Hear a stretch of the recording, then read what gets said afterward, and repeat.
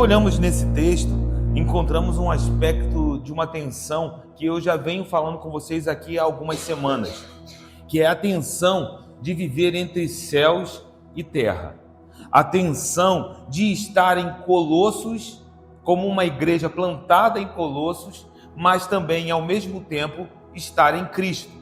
E isso se aplica a nós, quando nós entendemos que estamos com os pés na terra, mas ao mesmo tempo nós estamos assentados juntamente com Cristo nas regiões celestiais. Essa é uma realidade que nós enfrentamos, é esse lugar que eu costumo chamar de zona de convergência, uma zona de atrito entre céus e terra.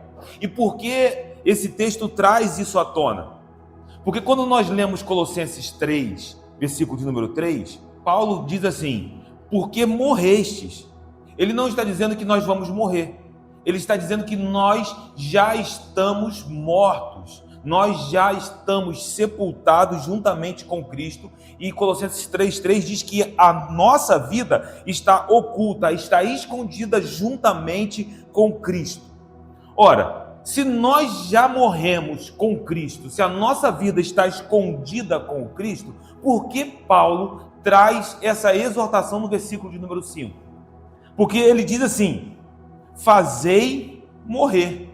Espera aí, será que Paulo está repetindo isso? Será que há algum tipo de redundância? O que Paulo está querendo dizer quando no versículo de número 3 deste mesmo capítulo ele disse: vocês já morreram, mas agora ele diz: fazei, pois, morrer a vossa natureza terrena.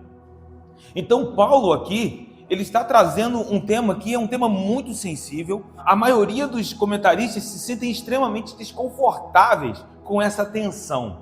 Eu posso adiantar para vocês que Paulo não está dizendo considerem-se mortos, como por exemplo a gente encontra em Romanos capítulo número 6, verso de número 11.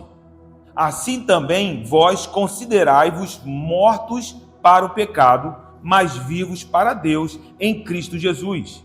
Então a linguagem em Romanos, Paulo está dizendo: olha, se considerem como mortos.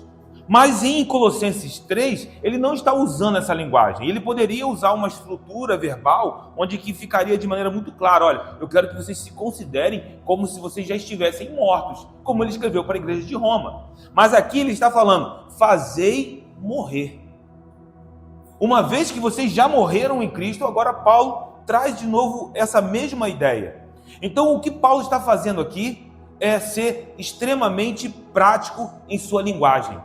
A linguagem de Paulo aqui é uma linguagem de conduta e posição. Permitam-me explicar isso a vocês. Quando a gente pensa em conduta e posição, nós podemos aplicar esse conceito em diferentes lugares da vida cristã. Eu vou dar um exemplo aqui que talvez seja um exemplo muito conhecido. Cristo nos reconciliou no seu corpo. Nós fomos reconciliados com Cristo. Jesus, em sua obra, nos reconciliou e nos santificou. Por isso que Pedro, ao escrever a sua epístola, ele diz: olha, vocês já são nação santa. Isso já é uma realidade liberada sobre nós. Mas, ao mesmo tempo, o apóstolo Pedro vai escrever na sua epístola que nós devemos nos santificar. Mas espera aí, se eu já sou santo, por que eu preciso me santificar? Aqui está o conceito de conduta e posição. Essa posição não é conquistada na força do nosso braço. Essa posição é uma posição que nós recebemos graciosamente em Cristo Jesus. Nós somos santificados nele e por isso nós somos santos, porque estamos conectados nele. Mas uma vez que você recebe essa posição graciosamente, um convite também é feito. Agora você precisa caminhar alinhado com a posição na qual Deus te colocou. Se nós somos santos, nós somos chamados a buscar uma vida de santidade. Nós vivemos de acordo com como o céu está declarando sobre as nossas vidas. Nós vivemos de acordo com como Deus está determinando sobre quem nós somos.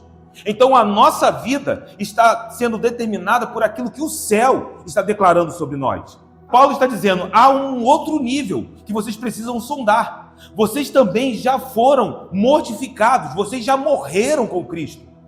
Vocês já ressuscitaram com Cristo, ou seja, o velho homem já foi sepultado juntamente com Cristo. E vocês ressuscitaram com ele e estão assentados juntamente com ele nas regiões celestiais. O que isso significa? É que agora vocês precisam caminhar nesse nível. Se vocês estão numa posição em que estão mortos com Cristo, vocês precisam fazer todos os dias que essa maneira de viver venha à tona. Porque vocês estão mortos, a maneira de viver será diferente. Quando eu vivo dessa maneira, alinhado com essa posição, eu começo a concordar com os céus. Então a velha criatura já está sepultada. A gente sempre lida com um discurso em que existe um velho homem que está lutando contra o novo homem, e parece que dentro de nós existem dois eus. Paulo, ao escrever a Epístola de Colossenses, ele não tem isso em mente. O que ele tem em mente é que o velho homem está sepultado. E de fato, nós estamos entre céus e terra. E entre céus e terra, ainda estamos debaixo dessa influência da natureza caída. Mas isso não quer dizer que o antigo homem tem autoridade sobre a tua vida. Que a natureza caída tem preeminência sobre os seus desejos. Porque agora nós somos nova criatura em Cristo Jesus. E eu fui extremamente confrontado por essa palavra, porque eu quero me apropriar de quem eu sou em Cristo Jesus. E nesse lugar, essas sombras não têm autoridade. Eu não estou dizendo que nós não sofremos a influência de estar entre céus e terra. Ainda estamos com os pés em Colossos, ainda estamos com os pés em Jardim Catarina, mas também estamos assentados juntamente com Cristo nas regiões celestiais. E aí eu pergunto, que governo estará influenciando a tua maneira de pensar, a tua identidade? E aí Paulo está dizendo, uma vez que vocês já morreram com Cristo, fazer morrer essa velha natureza é se despojar, é colocar de lado essas coisas que não te pertencem mais, porque as coisas velhas já se passaram e tudo se fez novo. Nós somos nova criatura em Cristo Jesus. Nós fomos libertos do poder do pecado. Meu irmão, nós somos livres. Mas agora, dentro desse lugar, entenda isso, nós precisamos ter uma conduta alinhada com a posição na qual nós estamos. Aqui é o ponto decisivo dessa noite. Nós estamos ressuscitados com Cristo. Nós estamos assentados com Ele nas regiões celestiais. Isso é a palavra de Deus liberada sobre as nossas vidas. E se nós estamos nesse lugar, nós também temos o poder de sepultar esta natureza caída. Uma vez que você está em Cristo, você foi empoderado para sepultar essa natureza caída. Estar em Cristo é receber poder do céu. Nós não lutamos ou tentamos controlar o velho homem. Nós o sepultamos. Todos os dias nós declaramos, está morto. Porque o golpe fatal já foi liberado na cruz do Calvário. A palavra grega aqui é até interessante, porque nós lemos no português natureza, mas a palavra é melos, que significa a parte de um todo, o membro de um corpo. Veja como que Paulo está sendo muito preciso no que ele está dizendo. Colossenses, vocês já estão em Cristo, mas há partes em sua conduta que precisam ser trazidas para a luz. Nós já estamos em Cristo Jesus, mas existem coisas na nossa conduta, na nossa maneira de viver, que ainda precisam ser trazidas para a luz.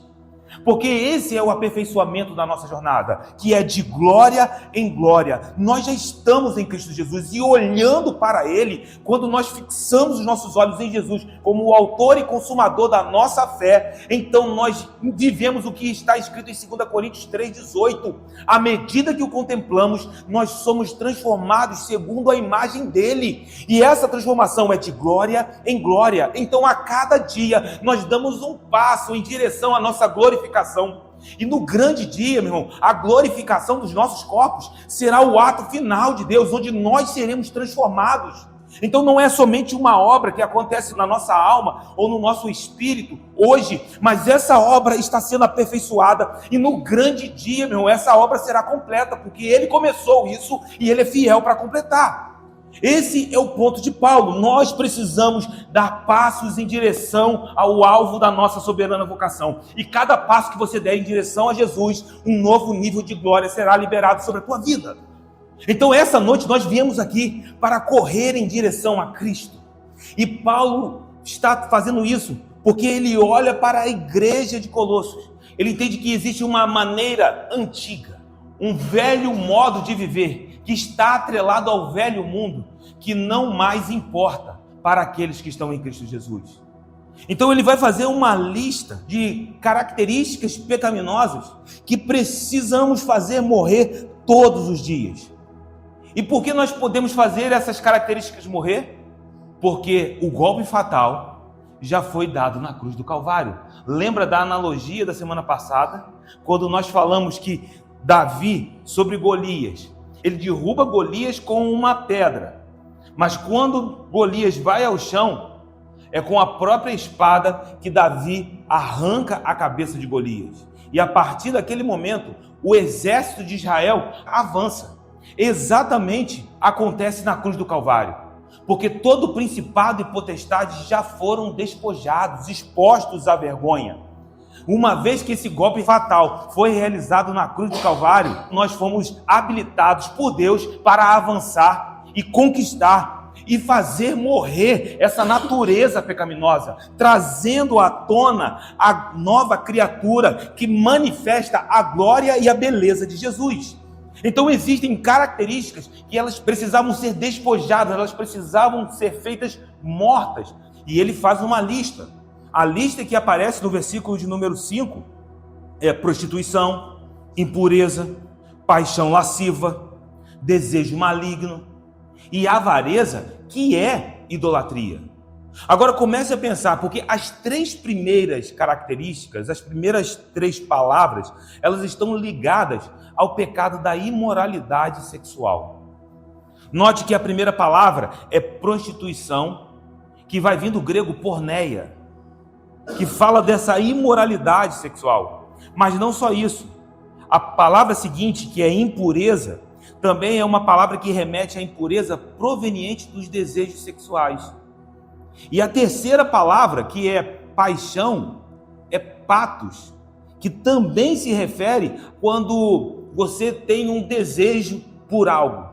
E aí, no paralelo disso, ele está falando de prostituição, ele está falando de impureza sexual, ele está falando de paixões carnais, paixões infames. É a mesma palavra que vai aparecer em Romanos 1, no verso de número 26, falando sobre a idolatria e a depravação dos homens. Ele escreve assim: por causa disso, os entregou Deus às paixões infames. Ele está falando das paixões carnais. Ele está falando dos desejos da carne. Deus entregou os homens a essas paixões infames, porque até as mulheres mudaram o modo natural de suas relações íntimas por outro, contrário à natureza. Semelhantemente, os homens também, deixando o contato natural da mulher, se inflamaram mutuamente em sua sensualidade, cometendo torpeza, homens com homens, e recebendo em si mesmos a merecida punição do seu erro. Então Paulo está usando a mesma expressão em Colossenses 3:5 que aparece aqui em Romanos 1:26.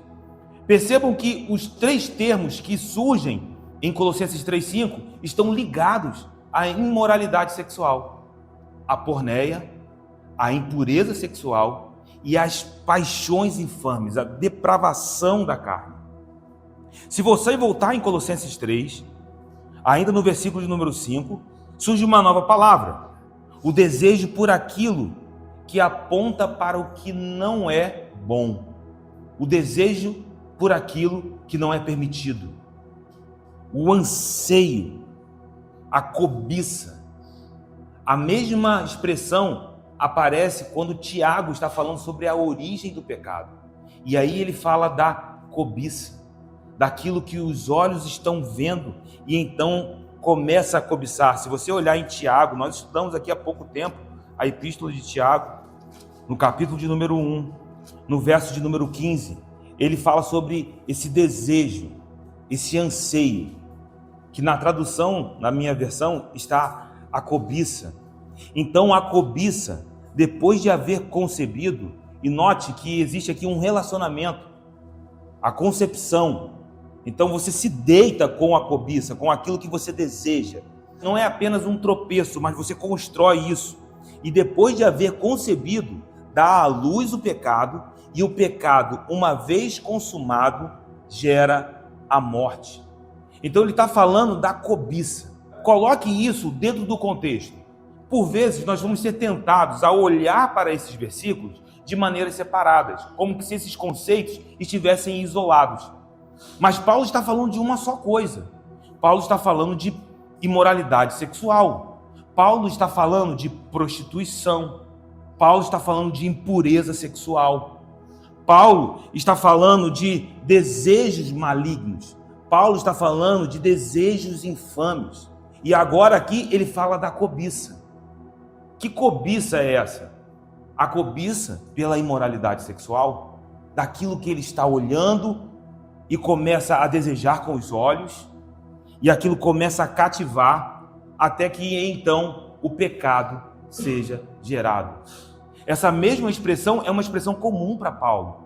Paulo lidou e precisou lidar por muitas vezes sobre este tema com as igrejas do século I, com as igrejas que ele pastoreava, igrejas que ele tinha fundado e até igrejas que ele não tinha fundado.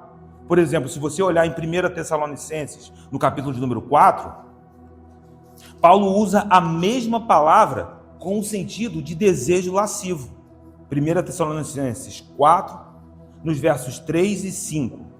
Pois esta é a vontade de Deus, a vossa santificação, que vos abstenhais da prostituição. Veja por qual caminho Paulo chama os tessalonicenses à santificação. Vocês precisam deixar a prostituição. E que cada um de vós saiba possuir o próprio corpo em santificação e honra, não com o desejo de lascívia, como os gentios que não conhecem a Deus. Veja que a gente está dentro de Colossenses 3, verso 5, e todas as palavras que Paulo está usando continuam tendo conexões com a imoralidade sexual. Então é a prostituição, que é a porneia, a impureza sexual, ele fala das paixões infames, e agora ele fala desse desejo lascivo, desse desejo da carne. E aí, por fim, na lista de Paulo em Colossenses 3,5, aparece a quinta palavra, avareza, que é idolatria. E aqui eu quero pensar um pouco com vocês, porque o que a gente pensa por avareza, ou em algumas versões, a ganância? A ganância nada mais é do que o desejo desenfreado, descontrolado de você ter mais. Então, ganância não é só por riquezas. Ganância é o desejo de você ter aquilo de maneira descontrolada. É falta de contentamento que te leva a um descontrole. Quando olhamos no contexto de Colossenses 3:5, é uma avareza promíscua. Quando Paulo está olhando para isso, ele olha para que todos aqueles pecados que estão listados ali, a porneia, que é a prostituição, a impureza, os desejos malignos, as paixões, os desejos lascivos, eles têm uma fonte. E a fonte de todas essas coisas é a avareza. É o desejo descontrolado de ter prazer, de ter satisfação. E isso é algo que permeia não só a humanidade nos dias de Paulo em Colossos. Nós podemos olhar para a história antes de Paulo e vamos ver cidades como Sodoma e Gomorra que se tornaram proverbiais por causa da sua imoralidade sexual. Nós podemos olhar para o futuro. Nós vamos ver que o Império Romano não foi tão diferente. Nós vamos olhar para os nossos dias e nós vamos ver que também enfrentamos dificuldades como essa nos dias de hoje. E aqui a gente precisa refletir o que Paulo está dizendo em Colossenses 3:5. Esse desejo descontrolado, ele diz, isso é idolatria. É a raiz, é como se fomentasse todas essas demais práticas. E por que a idolatria aqui surge como um termo-chave? E aí a etimologia da palavra no grego, cara, nos ajuda muito a entender o que é idolatria. Eu vi que a palavra idolatria é eidololatreia, que significa idolatria. E você vai ver que a etimologia até parece, né? Eidololatreia, idolatria, parece até que a palavra do português veio aí do grego. Só que o que significa isso? Essa palavra é uma junção de duas outras palavras. Eidolon, que vai vir do verbo oida, e latreia. A palavra oida, ou o verbo oida, é um verbo de conhecimento. É um verbo de percepção. Significa perceber com os olhos, perceber com algum sentido. E uma vez que você percebe, você conhece. Por isso é um verbo de conhecimento. Você só conhece algo porque você percebe que aquilo existe. Porque você pode ver, você pode ter informações a respeito daquilo. Mas e a palavra latreia? Para os obreiros e diáconos, talvez essa palavra seja uma palavra mais conhecida. É uma palavra que geralmente surge nos seminários de obreiros e diáconos. É uma palavra que significa serviço. Pode ser um serviço por um salário ou um servir em adoração. Então, o que é a idolatria? Uma vez que os seus olhos veem, você se coloca a buscar aquilo que você está vendo. Aquilo passa a ser o seu desejo, passa a ser o seu alvo. Então, a idolatria é quando os nossos olhos veem, cobiçam e passam a buscá-lo como fonte de satisfação. Como isso vai vir em direção ao que Paulo está dizendo? Quando nós olhamos para Cristo Jesus, nós encontramos aquele que verdadeiramente nos satisfaz. Cristo é aquele que nos completa, que nos faz plenos verdadeiramente. Quando nós olhamos para Cristo, nós encontramos a plenitude da nossa vida. Mas neste mundo caído, os nossos olhos naturais serão por vezes atraídos a coisas que não podem nos suprir, que não podem nos fazer pleno, porque somente Deus pode fazer isso em nós. É como o salmista diz, como as corças suspiram pelas águas, assim a nossa alma anela por Ele. Existe um suspiro dentro de nós, existe um clamor dentro da nossa alma pela revelação do eterno, que foi dada a nós por meio de Cristo Jesus. Mas se nós tentarmos suprir esse anseio, responder a esse anseio com qualquer outra coisa, nós ficaremos vazios. Colocar qualquer outra coisa como fonte de satisfação plena é criar um Deus para si e pô-lo no lugar que pertence apenas ao Senhor. Isso é a idolatria. Quando começamos a buscar outras fontes de satisfação, outras fontes de plenitude, porque a nossa alma anseia por essa plenitude, mas ela só está em Cristo Jesus. Só Ele pode fazer isso. Então a satisfação pelos desejos lascivos, Paulo está dizendo, isso é idolatria. Vocês estão sendo guiados pelos olhos de vocês, estão iludidos e fizeram dessas coisas o alvo da busca. É um engano. Isso passa. Isso não pode te preencher. Então esses desejos lascivos, essa imoralidade, essa prostituição que não só assolava os dias de Paulo, mas que assola os nossos dias, não é mais do que engano.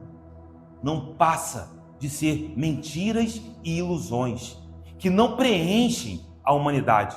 Pelo contrário, deixam vazios. E existe um registro nas Escrituras que nos mostram como que o espírito lascivo só pode provocar vazios em nós. Quando nós olhamos para a história da vida de Davi e vemos Davi com um dos seus filhos, Aminon. E Aminon, ele olha para sua irmã Tamar. E o texto em 2 Samuel 13 diz que ele se enamora de Tamar. Ele começa agora a ser atraído pelos seus olhos. E então ele começa a desejar a sua irmã. Só que ele não sabe como fazer, ele não sabe como chegar. Então ele tem um amigo, e cuidado com os amigos, cuidado com os conselhos. Jonadab. E Jonadab, ele vai perguntar: Aminon, o que está acontecendo com você? Você está emagrecendo? Você parece tão abatido? E Aminon diz que ele deseja a sua irmã.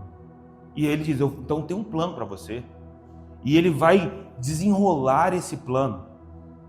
E o final desse plano é que ele violenta a sua irmã. Só que o texto nos diz o que acontece com Aminon após o ato de violência. Ele começa a sentir repulso. Ele começa a se sentir vazio. Ele percebe que agora o repulso que ele tem pela sua irmã é maior do que aquilo que o atraía até ela. E ele descobre que ele está vazio, porque a perversão moral não satisfaz. A perversão moral despedaça Aminon. E esse é o espírito que também atua, que também opera por meio da pornografia. Porque quando nós olhamos para o espírito que opera no meio da pornografia, é um engano que sopra no coração da humanidade. Aquilo que você está vendo com os seus olhos, você pode possuir. Só que é um engano, porque você está olhando para algo que você não possui. Você está olhando para algo e dentro da tua cabeça você diz: eu tenho, mas você não tem. É uma mentira. E isso vai despedaçando a alma humana, porque pessoas que adentram por esse caminho, elas são despedaçadas, elas são arrastadas, porque elas continuam vazias, elas continuam desejando aquilo que estão vendo, mas nunca possuem, porque a satisfação plena, ela só pode ser alcançada em Cristo Jesus. Esse é um ponto decisivo no que nós estamos falando aqui nessa noite. O que os olhos estão vendo são norteados por um espírito de engano. É mentira. A pessoa não possui, a pessoa não controla o que está vendo e continua sendo arrastada para uma vida de vícios. Ela está aprisionada. E esse engano reside exatamente aí, porque ela pensa que possui. Ela olha, deseja e no seu coração ela acha que possui, mas de fato a alma está vazia. A alma está despedaçada. Esses espíritos são espíritos escravizadores. E aí Paulo está alertando a igreja de Colossos. A raiz disso está no desejo de possuir descontrolado. A avareza, que é a idolatria. Oida latreia. Vocês olham e vocês agora começam a viver, a servir aquilo que vocês estão vendo. Pensam que podem ser supridos, que podem ser saciados, mas continuam sempre vazios. São espíritos escravizadores. Só que Paulo tem boas notícias. Por quê? Porque ele está dizendo: mas vocês não pertencem mais a esse velho mundo.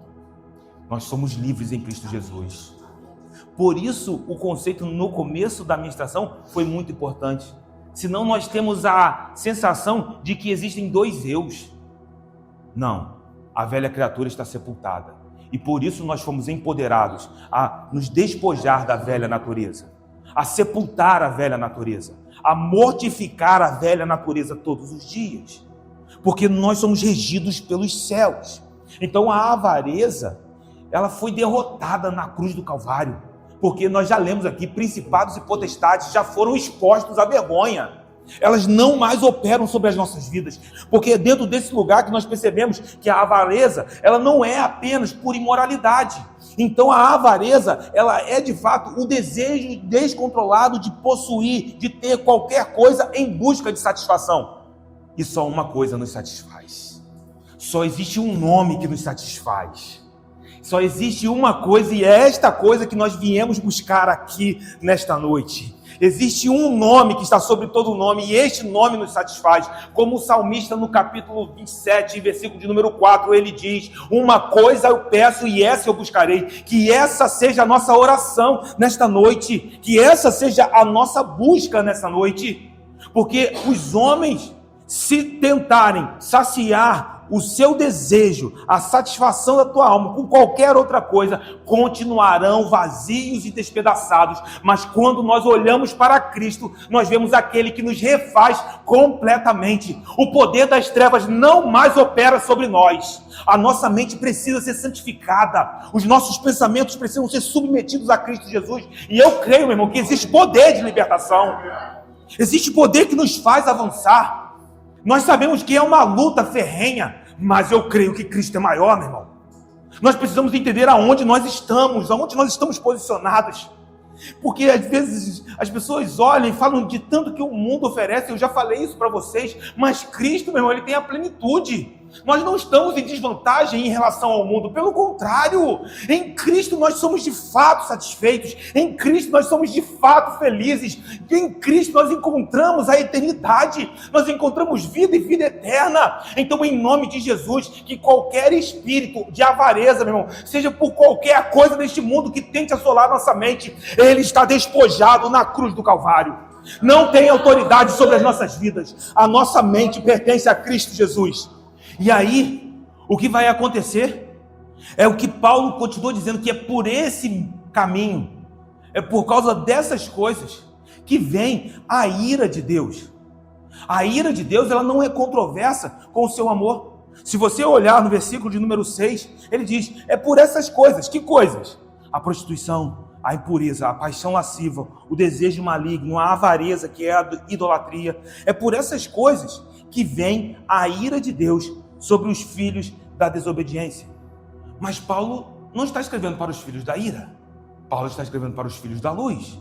Paulo está escrevendo para os de dentro. Aonde então está o amor de Deus? O amor de Deus não é controverso com a ira. Porque na cruz os principados e potestades foram despojados e expostos à vergonha. Então Paulo está nos alertando, flertar com esses espíritos, flertar com esse tipo de pensamento que já foi despojado na cruz do Calvário, é se unir a eles.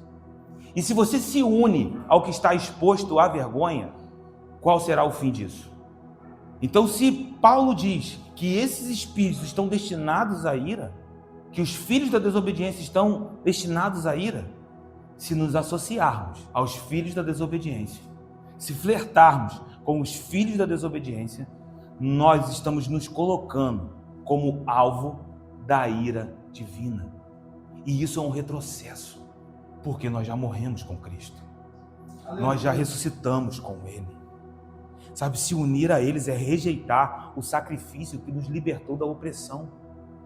Quando nós rejeitamos esses espíritos, nós estamos declarando que estamos unidos com Cristo, que a nossa satisfação está em Cristo Jesus, que Ele de fato nos faz plenos.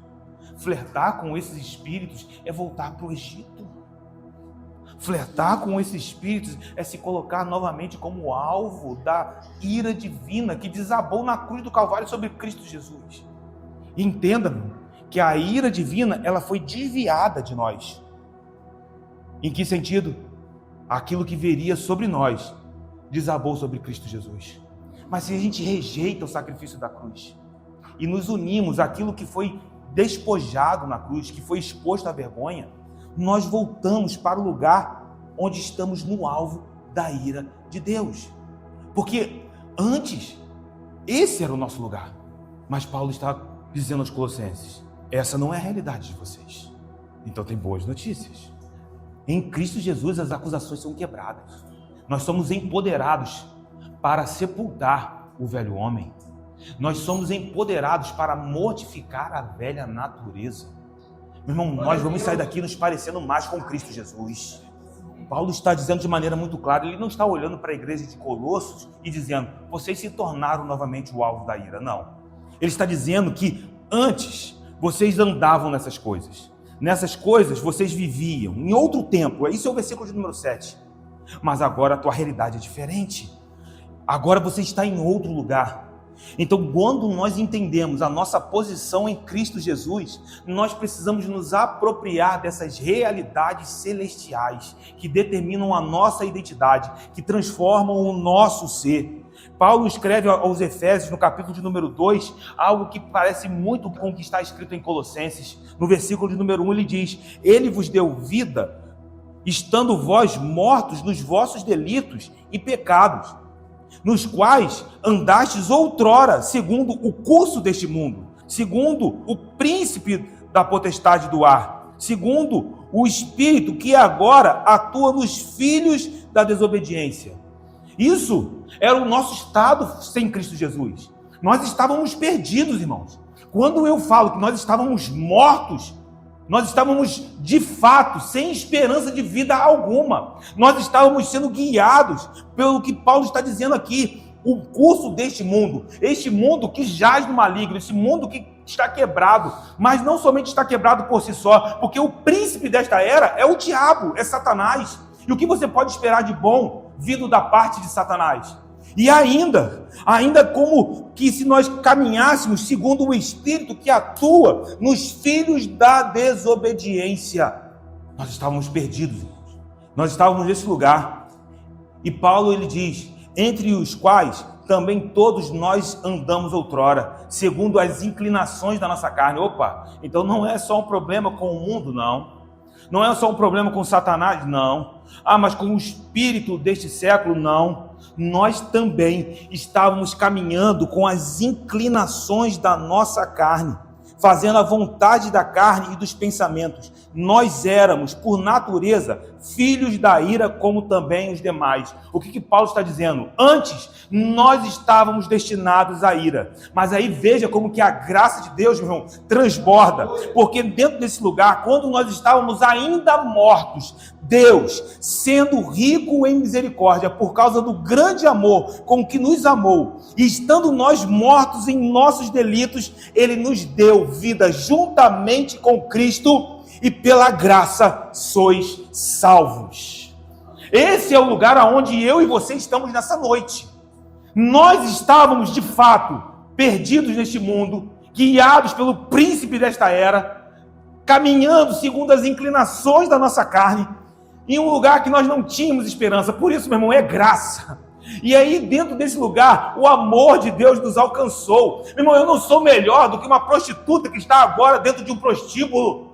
A diferença é que eu estou aqui e graciosamente eu fui alcançado pelo amor que transformou a minha vida, que mudou o meu destino. De onde Ele me tirou, meu irmão, seria um lugar de vergonha. Então nós entendemos que a obra que está sendo desenrolada, desenvolvida, aperfeiçoada na nossa vida, é uma obra de graça, é uma obra de favor, é uma obra que nos redefine, porque agora eu não estou mais morto, agora eu recebi vida juntamente com Cristo. Nós estamos nesse lugar nessa noite. Então você comece, meu irmão, a tomar posse, se apropriar dessas realidades sobrenaturais. E então o povo de Deus, nós estamos guardados da ira vindoura. Só que Paulo, ele não deixa que isso se torne um entusiasmo. Ele está deixando de maneira clara. Os colossenses precisam estar bem avisados de que o comportamento pecaminoso persistente posiciona aqueles homens e qualquer um que esteja em Cristo como um réu de juízo. Uma conduta pecaminosa, persistente, nos coloca juntamente com os filhos da desobediência. Então nós precisamos sondar o nosso coração. Nós precisamos olhar para dentro de nós e rejeitar aquilo que não está atrelado à nova criatura. Mas Zeca, será que eu consigo? Sim. Porque se nós fomos ressuscitados com Ele, nós também fomos empoderados para mortificar esse velho homem. Sabe, aqui, meu irmão, nós precisamos avançar com o santo temor do Senhor. Porque por vezes pessoas caminham a vida inteira debaixo de acusações e mentiras e não conseguem avançar para os lugares que Deus tem reservado para a jornada dele, porque não se apropriaram desta graça e não fizeram com que pudessem cooperar com essa graça. Então Ele nos deu vida. Mas uma vez que eu tenho essa vida, eu vou me esforçar para caminhar alinhado com essa posição espiritual que Ele me deu. Antes nós estávamos sem Cristo. E aí Paulo, em Colossenses, no versículo de número 8, ele diz: vocês já morreram com Cristo? Vocês já ressuscitaram com Ele? Agora, despojai-vos. Coloque isso de lado.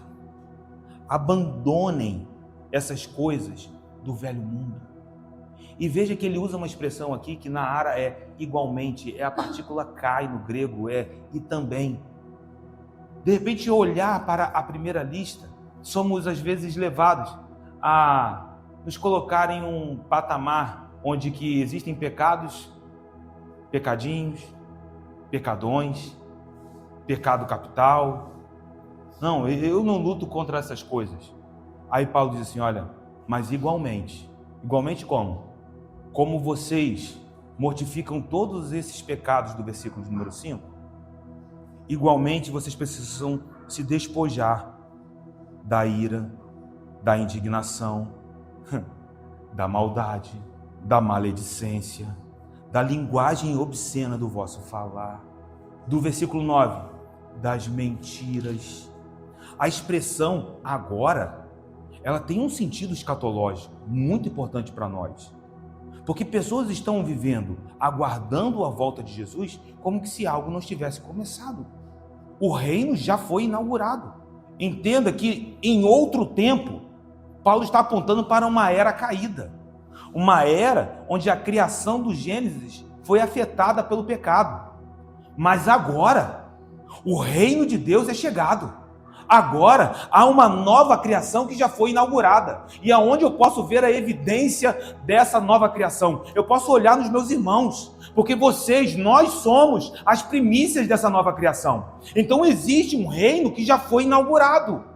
Essa revelação agora nos coloca em um ponto escatológico, num ponto decisivo. Meu irmão, nós somos o povo dos últimos dias. Nós vivemos entre a inauguração e a consumação dos séculos. Esse tempo em que nós estamos aqui, nós estamos vivendo uma criação que já foi inaugurada, mas ainda não foi consumada. Mas nós já somos nova criatura em Cristo Jesus. Se nós já estamos com Ele, nós precisamos estar atentos que vivemos para esse encontro.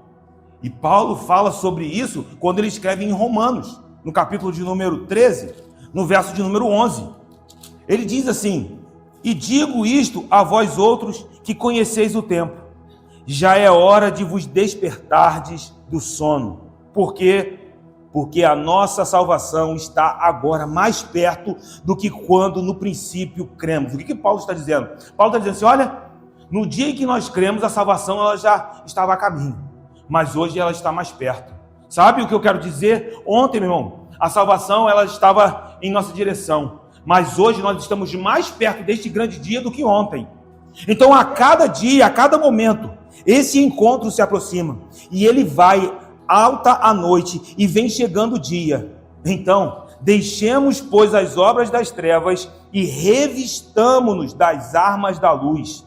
Andemos dignamente como em pleno dia, não em orgias e bebedices, não em impudícias e dissoluções, não em contendas e ciúmes, mas revesti-vos do Senhor Jesus Cristo, e nada disponhais para a carne no tocante às suas concupiscências. O que Paulo está dizendo? Ele está dizendo que nós precisamos entender que o dia vem e precisamos estar vestidos para este dia. Como nos vestimos? Em Cristo.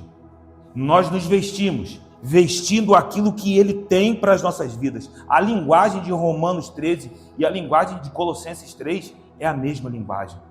Nós precisamos nos vestir daquilo que o Senhor tem nos dado. E agora a epístola de Colossenses vai ganhando conotações práticas. Porque quando nós olhamos para a cristologia, o nosso coração transborda. Cristo é suficiente para nós. Mas se a teologia não afetar a nossa prática, não passa de conhecimento vão, vazio. Então Colossenses não poderia ser tão teológica e não afetar a nossa prática. Então se você entende, meu irmão, a beleza e a suficiência de Cristo Jesus, a majestade e a glória do nosso Senhor, isso vai afetar a sua maneira de viver.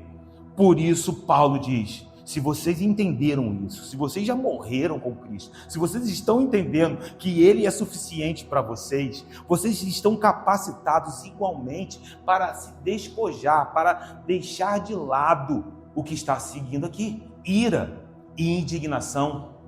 O que Paulo está dizendo? Limpa o seu coração, caminha com o seu coração livre. Se você olhar em Efésios capítulo 4, no versículo de número 26, Paulo diz assim, irai-vos e não pequeis, não se ponha o sol sobre a vossa ira, nem deis lugar ao diabo. Veja que quando esses versículos são tirados do seu contexto, às vezes a gente pega isso isolado, meu irmão, o pessoal faz uma salada com isso. Só que o que Paulo está dizendo aqui é o seguinte: se por acaso a ira bater a porta do seu coração, não peque, meu irmão. Mas como eu faço isso, Paulo? Meu irmão, não deixe que isso fique enraizado dentro de você. Não deixe que o dia passe e isso continue dentro de você. Porque se você estiver fazendo isso, você vai estar dando lugar ao diabo. Você faz com que o seu coração se torne uma oficina do diabo. E quantas vezes nós não precisamos lutar contra a indignação, contra a ira, quando as coisas acontecem e ouvimos aquilo que não queremos ouvir, ou nos sentimos por vezes traídos, nos sentimos em situações onde nós fomos injustiçados, ou nos sentimos injustiçados, não importa, mas aquilo começa a criar uma indignação dentro de você, uma ira, e aí você começa a carregar aquilo. Meu irmão, o que Paulo está dizendo é: não deixe o dia passar e o teu coração continuar com isso dentro de você.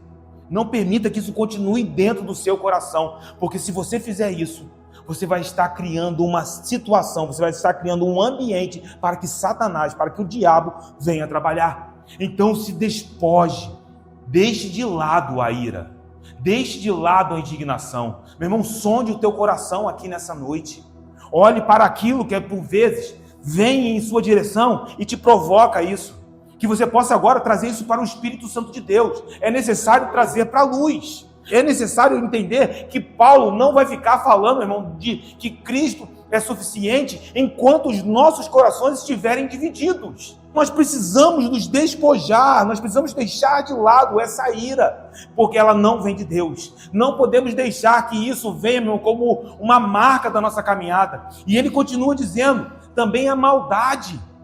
Precisamos deixar essas coisas de lado. Ele prossegue: a maledicência é aquele que fala mal do seu irmão.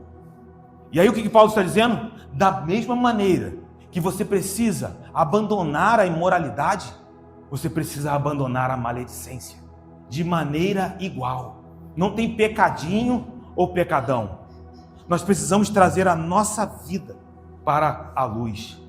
Porque quem fala mal do seu irmão, Tiago vai dizer, fala mal contra a lei de Deus.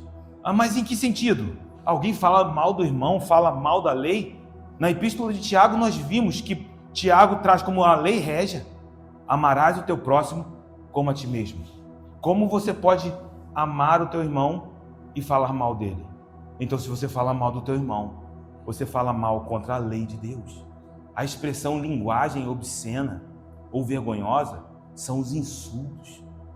Quando você, já tomado de ira, agride verbalmente alguma pessoa.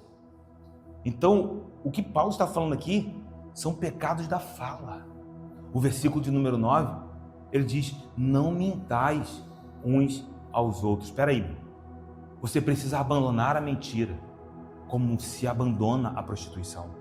Não adianta dizer, eu abandono a prostituição, mas eu continuo falando uma mentira. Não, mas é só uma mentirinha. Sabe aqueles discursos políticos? Liga ali, TV Senado, TV da Câmara. A vossa excelência está faltando com a verdade, para não dizer que está mentindo. Meu irmão, nós não precisamos ter medo da verdade. Nós podemos confiar que aquilo que é verdadeiro está alinhado com Cristo. Então veja que o ponto de Paulo é que os pecados da fala se tornam o alvo dessa exortação. Esse trecho está dizendo assim: vocês precisam repensar a maneira como vivem, a maneira como falam, aquilo que os seus olhos desejam. Ele está dizendo, cuidado com a língua. E esses ensinos, eles são ensinos que estão alinhados com os ensinos de Jesus. Por quê? Porque quando chega na língua, quando chega na tua fala, é porque o teu coração já está transbordando, seu coração já está cheio. Então nós precisamos nos lembrar disso. Jesus, ele foi enfático, nos ensinando, nos exortando sobre o perigo da fala, sobre o perigo da língua. Quando você abre, por exemplo, em Mateus, capítulo número 5, nós estamos dentro do Sermão do Monte, e Jesus, em uma sessão do seu sermão, ele começa a falar sobre os ditos antigos, sobre os mandamentos, e ele faz isso avançar, porque Mateus 5:21 diz: ouvistes que foi dito aos antigos, não matarás, e quem matar estará sujeito a julgamento. Eu, porém, vos digo que todo aquele que sem motivo se irá contra seu irmão estará sujeito a julgamento. E quem proferir um insulto a seu irmão estará sujeito a julgamento do tribunal. E quem lhe chamar tolo estará sujeito ao fogo do inferno. O que Jesus está falando aqui? Jesus vai na raiz, Jesus vai na intenção, Jesus vai dentro do coração humano, dentro da alma humana. Porque ele está dizendo que se você se ira contra o seu irmão, você já se coloca em risco de julgamento. Por quê? Porque a ira é perigosa. Porque a ira, se não for tratada, se ela permanecer dentro do seu coração, você corre o risco de criar um ambiente para que Satanás venha trabalhar e por causa disso você venha pecar. Então, Jesus está dizendo, olha, se você se irá contra o seu irmão, você já está sujeito, você já está num lugar de risco.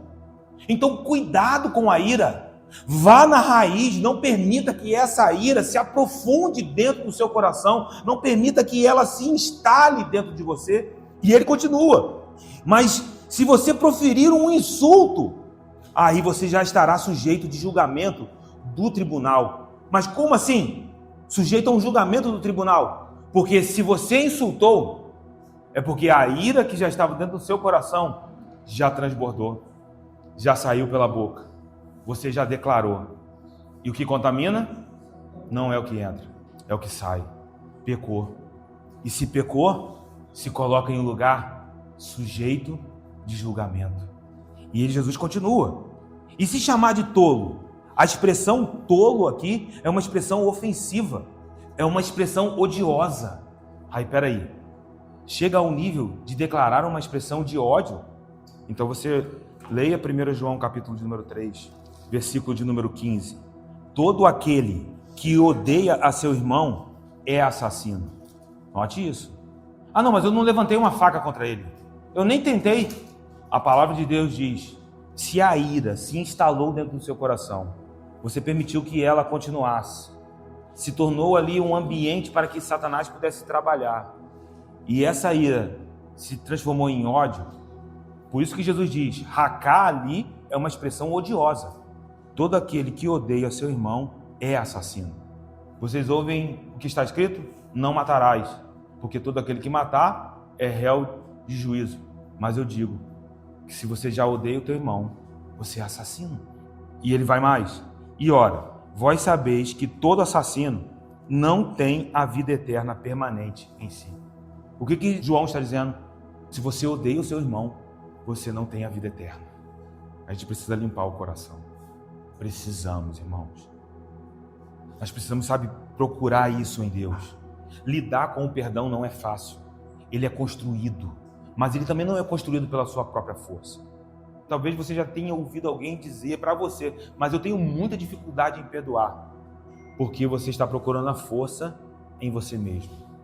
Mas se nós já morremos com Cristo, receba. Se nós já morremos com Cristo e ressuscitamos com Ele, juntamente com essa vida, nós fomos empoderados para mortificar o velho homem, mortificar a velha natureza, nos despojar dos feitos da natureza deste homem caído.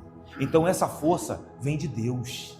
Se você precisa aprender a caminhar dentro desse lugar onde o teu coração está livre, meu irmão, isso é libertador. Eu sinto um soprar de Deus aqui sobre as nossas vidas nessa noite, porque isso nos liberta. Os nossos corações estão sendo colocados diante da palavra de Deus. E eu quero te dizer uma coisa aqui nessa noite e falo com toda a minha convicção. Meu irmão, não permita que nesse momento Satanás acuse a tua alma. Porque nós estamos em Cristo. Se você está trazendo isso para a luz, pode ter certeza que nenhuma acusação há. contra aqueles que estão em Cristo Jesus. É Ele quem te justifica. Mas se aproprie disso dizendo: Senhor, eu quero mortificar essa velha natureza, porque ela não mais me representa, ela não mais me identifica. Nós somos como Cristo Jesus, meu irmão. Ele é o exemplo do ministério do perdão. Ele é o exemplo do ministério da reconciliação. Ora, o que nós falamos quando lemos o Salmo 133? A unção que está sobre a cabeça vai descer para o corpo, meu irmão. Aquilo que está em Cristo vai fluir em nós e através de nós. Então a pergunta que nós precisamos fazer agora aqui é: por que Paulo está dizendo para nós: eu tenho que deixar isso de lado? Por quê? Porque eu tenho que deixar de lado as práticas do versículo de número 5, as práticas do versículo de número 8. Veja que ele está colocando no mesmo patamar.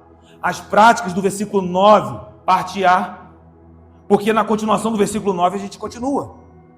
Nós podemos nos despojar disso, uma vez que vos despistes do velho homem com os seus feitos. E versículo 10, abra suas mãos em nome de Jesus. E vos revestistes do novo homem que se refaz para o pleno conhecimento. Feche suas mãos.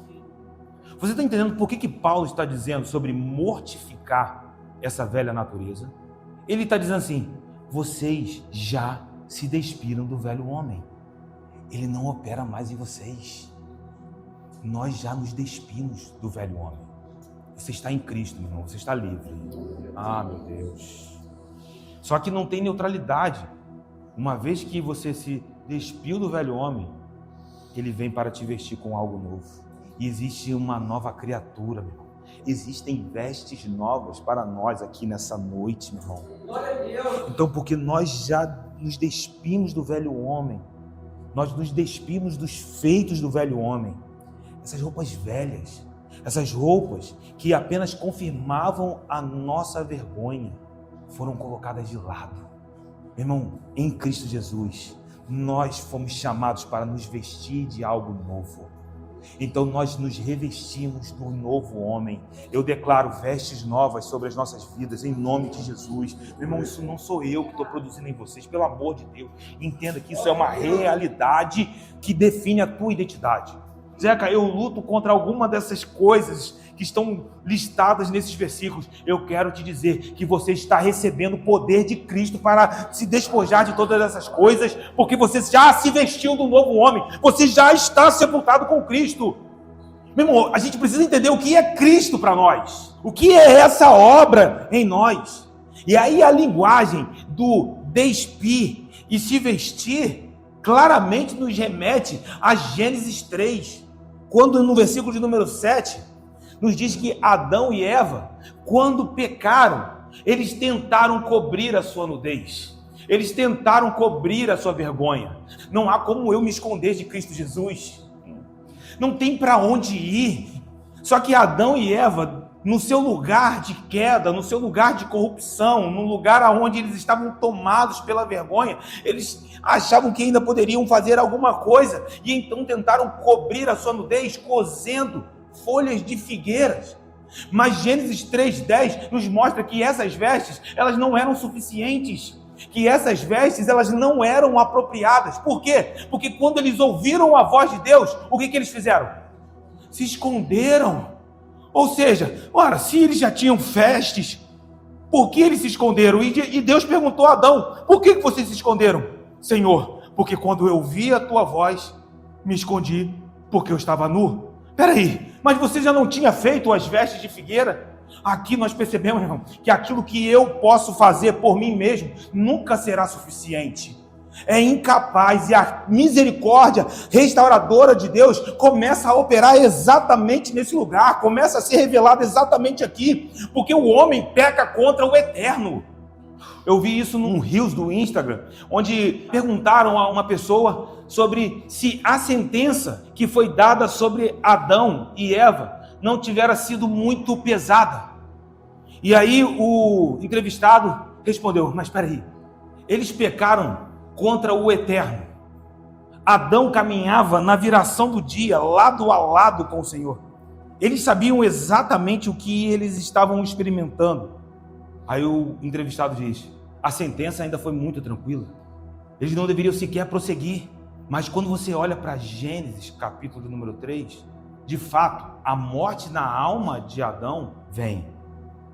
Mas o Deus restaurador já entra com uma promessa de restauração. Ele diz: do ventre da mulher nascerá um descendente, e ele pisará, ele esmagará a cabeça da serpente. Você sabe o que é isso? Uma chama de misericórdia que lavou Adão e Eva naquele momento. E aí Deus está olhando para eles. Eles estão com vestes que eles mesmos cozeram. O homem tentando resolver os seus próprios problemas, tentando encontrar a saída para os seus desafios, para os seus dilemas. E o que Deus faz? Deus tira aquelas vestes e ele costura, ele cose com suas próprias mãos vestes novas.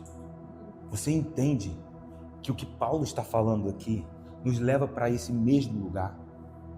Os colossenses, eles haviam deixado de lado as roupas do primeiro Adão. As coisas deste mundo não mais nos dominam. Os pecados deste mundo não mais nos representam. Meu irmão, nós deixamos de lado a roupa do velho homem.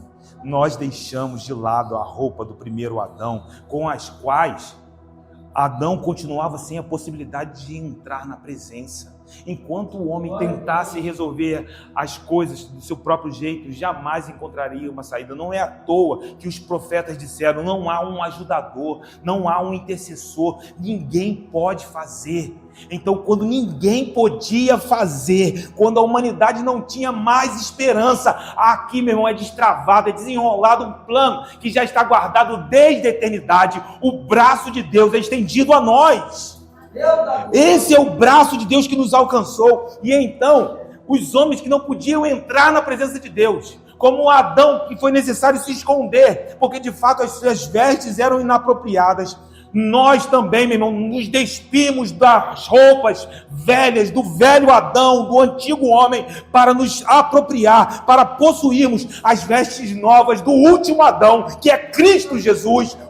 É dentro desse lugar, meu irmão, que nós começamos a perceber que Paulo está dizendo: olha, você quer vencer essas coisas? Você quer vencer todos esses espíritos? Eu quero te dizer que em Cristo existe a capacitação necessária. Se apropriem das vestes novas que são derramadas sobre nós por meio de Cristo Jesus. Essa obra já começou, meu irmão. Existem vestes novas que são derramadas sobre as nossas vidas. Se apropriem, se vistam delas. É somente com a certeza de quem nós somos. Meu irmão, nós somos nova criatura em Cristo Jesus. É só assim, com essa convicção em Cristo Jesus, que nós nos despimos das velhas vestes. Elas não nos representam mais. Meu irmão, existe um coração livre sendo gerado entre nós, que é o coração de Cristo. Existem mentes livres sendo geradas aqui nessa noite, porque a nossa mente é a mente de Cristo.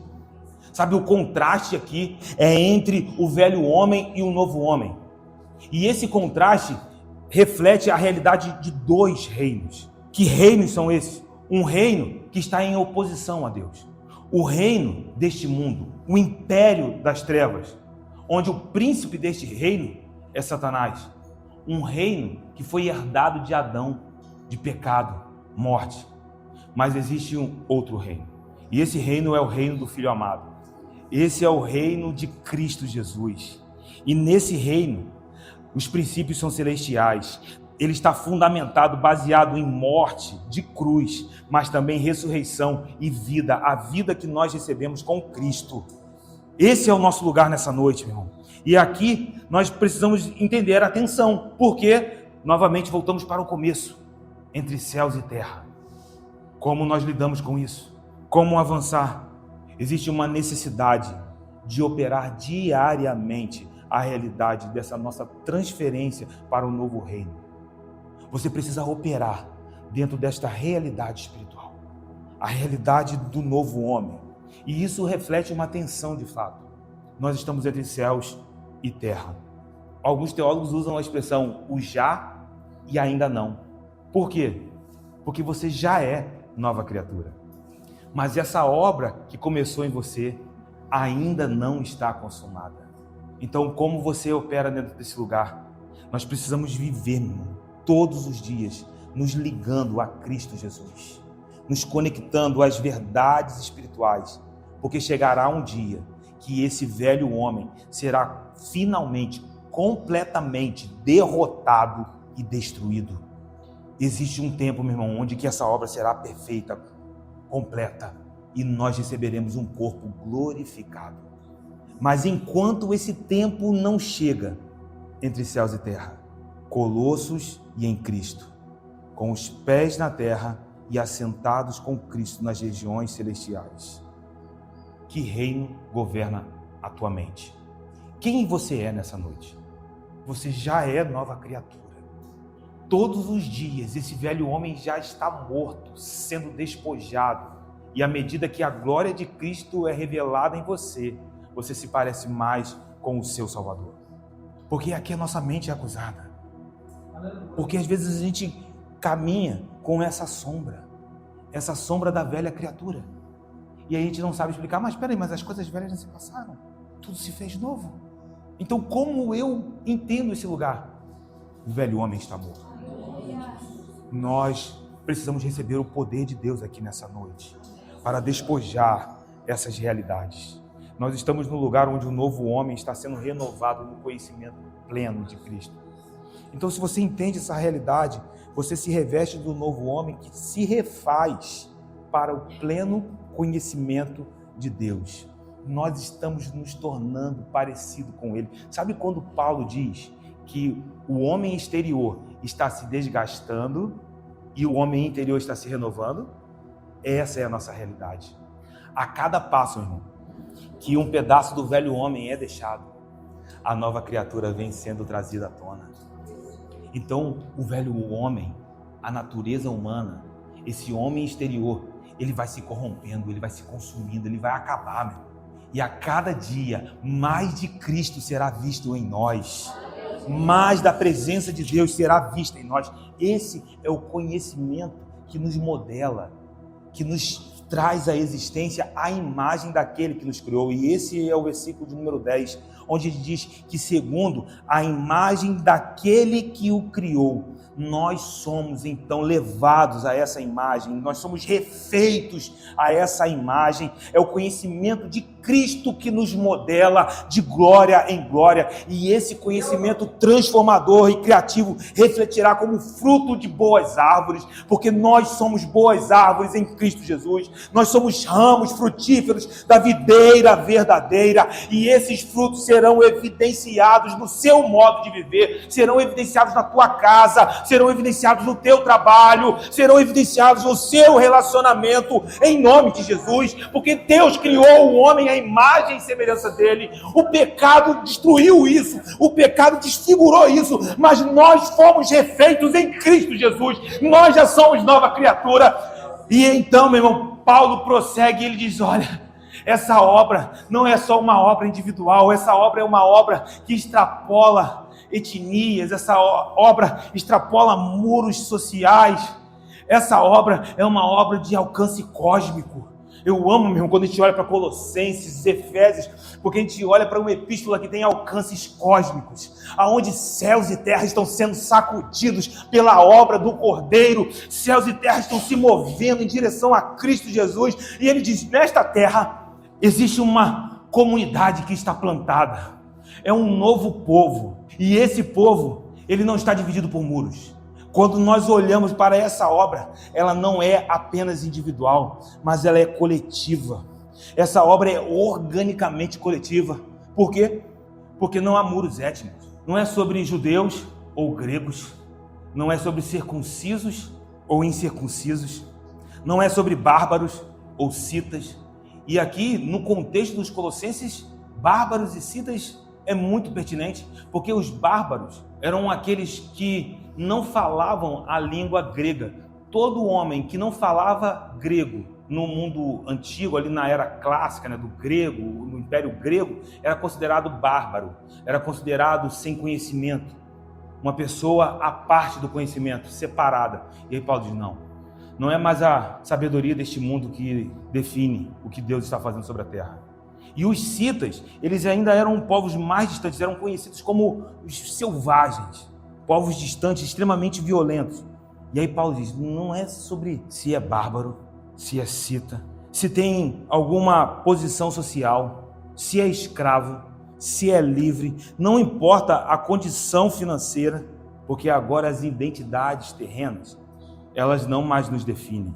Elas foram superadas. Em quem? Elas foram superadas em Cristo, porque Ele é tudo em todos. Meu irmão, aqui está o ponto decisivo nessa noite. Nós estamos na mesma batalha. Nesse lugar, não tem aquele que diz assim, eu estou numa posição diferenciada do outro. Paulo agora aqui, ele coloca todo mundo no mesmo lugar. É Cristo. Ele é tudo em todos. É nele que o nosso propósito é transformado. Não mais segundo as regras desse velho mundo. É nele que os nossos pensamentos são transformados.